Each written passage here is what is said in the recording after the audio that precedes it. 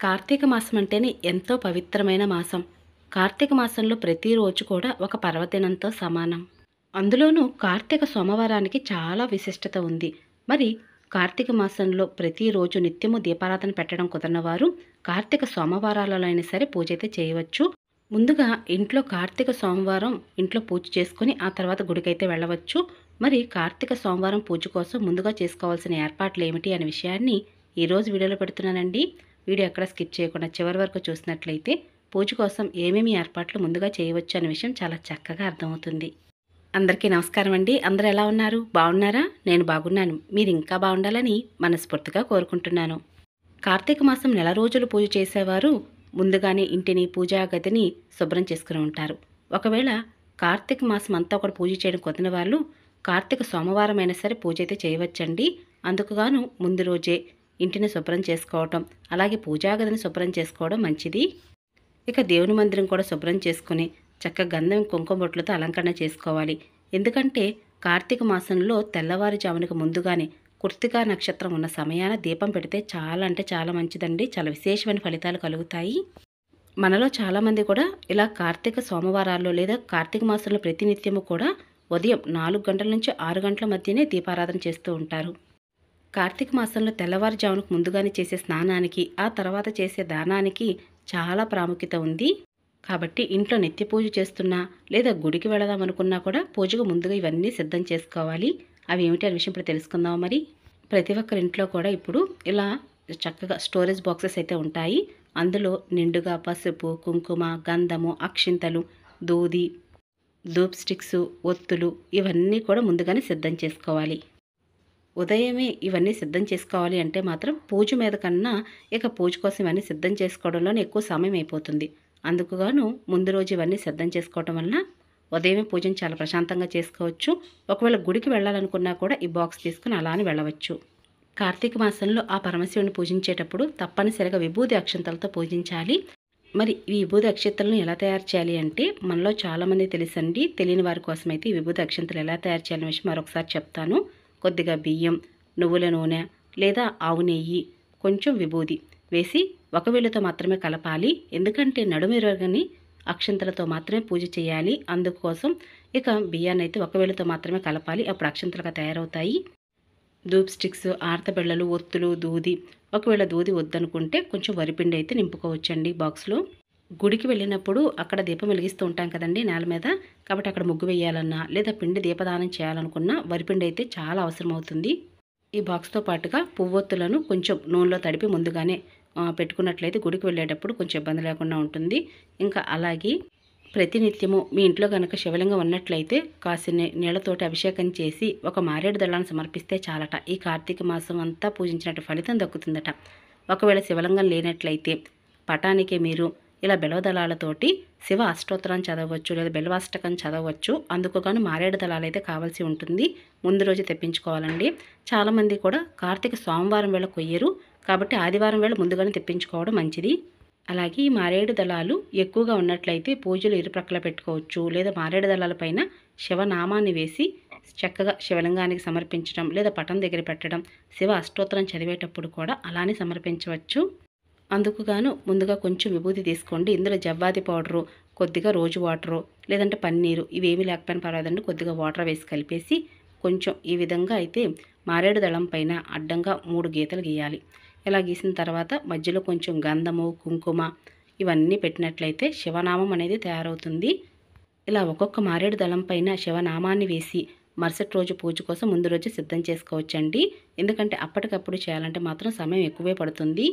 ముందు రోజే శివనామాన్ని ఇలా వేసి పక్కన పెట్టుకోవచ్చండి. మా దగ్గర ఎక్కువగా మారేడు దళాలు లేవండి అనుకున్న వారు ఎవరైనా 2, 3 ఉన్నట్లయితే పటం దగ్గర అలానే పెట్టి ఉంచవచ్చు. ఎక్కువగా మారేడు దళాలు ఉన్నట్లయితే చక్కగా శివయ్య పటానికి మారేడు దళాల మాలను కూడా తయారు చేయవచ్చండి. మరి మారేడు దళాల మాలను ఎలా కట్టాలనే విషయం మన ఛానల్లో వీడియో అయితే ముందుగానే పోస్ట్ చేస్తున్నాను. మీరు ఎవరైనా మిస్ అయినట్లయితే ఆ వీడియో కూడా చూడండి. ఇంట్లోనే శివయ్య పటానికి ఈ విధంగా మారేడు దళాల మాలను అయితే వేయవచ్చండి. ఒక్క మారేడు దళం సమర్పిస్తేనే శివయ్య ఎంతో ఉప్పొంగిపోతారు కదా. మరి మారేడు దళాల మాలను కనుక శివయ్యకి అలంకరణ చేస్తే ఎంత ఇష్టపడతారు. అలాగే గుడికి వెళ్ళినప్పుడు కూడా ఈ మాలను తీసుకువెళ్ళి శివలింగానికి వేయమని చెప్పి ఇవ్వవచ్చండి. ప్రతి కార్తీక సోమవారం వేళ 365 ఒత్తులను వెలిగించవచ్చండి. కాబట్టి 365 ఒత్తులు వెలిగించేవారు ఆ ఒత్తులను ముందుగానే ఆవునేతిలో చక్కగా నానబెట్టి ఉంచుకోవడం వలన ఇంట్లోనూ లేదంటే గుడికి వెళ్ళైనా సరే వెలిగించవచ్చు. ఇంకా కొబ్బరికాయలు కావాలి. ఇంట్లో నిత్య పూజ చేసిన తర్వాత కొబ్బరికాయ కొట్టాలన్నా, లేదా గుడికి వెళ్ళాలనుకున్నప్పుడు, లేదంటే ఈ రోజున శివలింగానికి అభిషేకం చేపిద్దాం అనుకున్నా కూడా కొబ్బరికాయలు కావాల్సి ఉంటుంది. ఇంకా శివయ్యకి తెల్ల జిల్లేడు ఆకులన్నా, పువ్వులతో అయినా సరే, లేదా ఒత్తులతో దీపారాధన చేసినా చాలా అంటే చాలా ఇష్టం అండి. అవి ఉంటే కనుక ముందుగా సిద్ధం చేసుకోవడం మంచిది. ఇంకా ఈ కార్తీక మాసంలో రాతి ఉసిరికాయ దీపారాధన చాలా విశేషమైన ఫలితాలను కలగజేస్తుంది. కాబట్టి ఈ కార్తీక సోమవారం వేళ ఇలా ఉసిరిక దీపాలను దానం చేయటం, లేదా ఉసిరి దీపాలను వెలిగించడం చాలా అంటే చాలా మంచిది.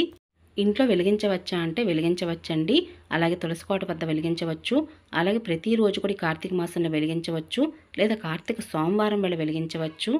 ఎందుకు రాతి ఉసిరికాయ దీపాలను కార్తీక మాసం వెలిగించాలి అంటే, కార్తీక మాసంలో శ్రీమన్నారాయణ్ణి మనం రాతి ఉసిరి మొక్క రూపంలో పూజిస్తూ ఉంటాం. అందుకని క్షీరాబ్ది ద్వాదశి రోజున రాతి ఉసిరి కొమ్మని అలాగే తులసమ్మ వారికి వివాహం చేస్తూ ఉంటారు. అందుకుగాను రాతి ఉసిరికాయ దీపాన్ని వెలిగిస్తే చాలా అంటే చాలా మంచిదండి.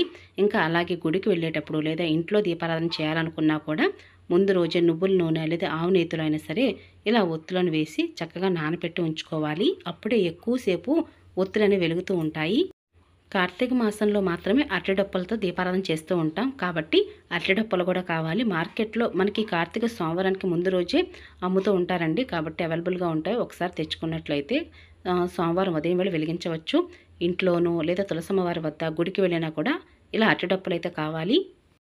మా పెరట్లో అరటి మొక్కలు ఉన్నాయండి. కాబట్టి ఒక అరటి మొక్కనైతే ఇలా అరటిగెల కాచిన తర్వాత కోసి పక్కన పెట్టుకున్నాము. కాబట్టి కార్తీక మాసం అంతా కూడా ఇక్కడ చూసినటువంటి దొంగంతా పనిచేస్తుంది. నేను ముందు రోజే ఇవన్నీ కూడా ఇలా కట్ చేసి పెట్టుకుంటూ ఉంటాను. ప్రతిరోజు కూడా తులసమ్మ వారి వద్ద అరటిడొప్పల దీపారాధన చేస్తే చాలా అంటే చాలా మంచిది. ఒకవేళ అరటిడొప్పలు కనుక దొరకనట్లయితే కొబ్బరి చిప్పల్లో కూడా దీపారాధన చేయవచ్చు. గుడికి వెళ్ళేటప్పుడు కూడా ఇలా అరటిడొప్పలు కానీ కొబ్బరి చిప్పలు కానీ తీసుకువెళ్ళవచ్చు. ఇంకా పూజకు ముఖ్యంగా కావాల్సింది ఆవు నెయ్యి కావాలండి. కాబట్టి ఇలా మనకు ఆవు నెయ్యి అనేది మార్కెట్లో అవైలబుల్గా ఉంటుంది. కార్తీక మాసంలో ఆవు నెయ్యి దీపారాధన చాలా విశేషమైన ఫలితాలు కలగజేస్తాయని మన పురాణాలే చెప్తున్నాయి. కాబట్టి వీలైన వారు చక్కగా ఆవు నెయ్యితో దీపారాధన చేయవచ్చు. ఇంకా పువ్వులు కావాలండి. ఇప్పుడు కార్తీక మాసంలో కొంచెం పువ్వుల రేటు ఎక్కువగానే ఉంటుంది. కాబట్టి కొన్ని పువ్వులు ఉన్నా లేదా విభూది అక్షంతలతో అయినా పూజ చేయవచ్చు. నేను ముందుగానే మా పెరట్లో ఉన్నట్టు కనకాంబరాలు అలాగే ఇంకా తెల్లటి పువ్వులు ఇవన్నీ కూడా కోసి పెడుతున్నానండి. అత్తయ్య గారు అయితే చక్కగా మాలది కట్టేస్తూ ఉంటారు. అలాగే మాకు మందార చెట్టు ఇవన్నీ ఉన్నాయి కాబట్టి నేను ఎక్కువగా బయట పువ్వులు కొనను. పెరట్లో ఉన్న పువ్వులతోనే పూజ చేస్తూ ఉంటాము. అయితే మాకు వర్షం పడుతుందండి. వర్షం పడటం వల్ల పువ్వులన్నీ కూడా తడిచిపోయాయి. కానీ కొంచెం సేపు ఆరబెట్టిన తర్వాత పువ్వుల మాల కట్టినట్లయితే చక్కగా విచ్చుకున్నట్టుగా చాలా అందంగా కనిపిస్తుంది మాల. అయినా కొన్ని చామంతులు గులాబీలు అయితే మాత్రం నిన్న గుడికి వెళ్ళినప్పుడు కొనుక్కొచ్చానండి. ఇంకా పూజకు ముఖ్యంగా కావాల్సింది తమలపాకులు కావాలి. ఇంకా ఏమైనా పువ్వులు ఉన్నా పూజకు ఉపయోగించవచ్చు. ఇంకా పండ్లు కావాలి. ఇంకా నిత్య పూజా సామాగ్రి. ఈ నిత్య పూజా సామాగ్రి కూడా ముందు రోజే శుభ్రం చేసి చక్కగా తుడిచి ఆరబెట్టుకున్నట్లయితే కార్తీక సోమవారం వేళ ఉదయమే దీపారాధన అయితే తప్పనిసరిగా చేయవచ్చండి. ఎందుకు అంటే కార్తీక మాసం మనం ఉదయం పూజలు అవి చేస్తూ ఉంటాం కాబట్టి అందుకుగాను ముందు రోజు శుభ్రం చేసుకోవాలి. ఇలా శుభ్రం చేసి ఒకసారి ఎక్కడా తడి లేకుండా ఆరబెట్టుకున్నట్లయితే మరుసటి రోజుకి మరకలు మచ్చలు లేకుండా నీట్గా ఉంటాయి. వీటన్నిటితో పాటుగా ఇల్లంతా కూడా మాపు పెట్టుకోవటం, అలాగే ఇంటి గుమ్మానికి ప్రధాన గుమ్మ సింహద్వారానికి కూడా నిండుగా పసుపు కుంకుమలు రాసి కుంకుమ బొట్లు పెట్టడం. మీ దగ్గర రాతి గౌరమ్మ చెట్టు ఉన్నా లేదంటే సన్నికలు ఉన్నా కూడా నిండుగా పసుపు రాసి కుంకుమ బొట్లు పెట్టాలండి. ఈ కార్తీక సోమవారం చాలా విశేషమైన పర్వదినం కాబట్టి ఇల్లంతా కూడా చక్కగా కలకల్లాడుతూ ఉండడం, ఇల్లంతా ప్రశాంతంగా ఉంచడం చాలా అంటే చాలా మంచిది. మీరు కూడా కార్తీక సోమవారానికి ఏర్పాట్లు చేశారా? ఏమేమి ఏర్పాట్లు చేశారనే విషయాన్ని కూడా కింద కామెంట్ సెక్షన్లో తెలియచేయండి. ఇంకా ఇంట్లో నిత్య దీపారాధన చేసిన తర్వాత గుడికి వెళ్ళి ఈ రోజున శివలింగానికి కనుక అభిషేకం చేపిద్దాం అనుకుంటే మాత్రం అందుకుగాను ఆవు పాలు, తేనె, నెయ్యి, పంచదార, వట్టివేర్లు, ఇంకా విభూది, పన్నీరు ఇంకా చాలా కూడా అభిషేకానికి కావాల్సిన వస్తువులన్నీ కూడా ముందుగానే తెచ్చి పెట్టుకోవటం వల్ల పూజకు అన్నీ సిద్ధం చేసుకున్నట్లు అవుతుంది. కాబట్టి పూజ కోసం ఏ ఒక్కటి మర్చిపోకుండా ముందు రోజు ఇలా చిన్నగా ప్లాన్ చేసుకోండి. చక్కగా ఉదయమే ప్రశాంతంగా పూజ చేసుకోవచ్చు, గుడికి వెళ్ళవచ్చు, పూజను ఉదయమే చేయవచ్చు. ఇక ఇదేనండి ఈరోజు వీడియో. మీ అందరికీ నచ్చింది, యూస్ఫుల్ అవుతుంది అనుకుంటున్నాను. మీకు కనుక వీడియో నచ్చినట్లయితే తప్పకుండా వీడియోని లైక్ చేసి షేర్ చేసి కామెంట్ ఇవ్వండి. మరొక మంచి పూజా విధానంతో మళ్ళీ కలుసుకుంటానండి. ఇక అప్పటి వరకు నమస్కారం అండి.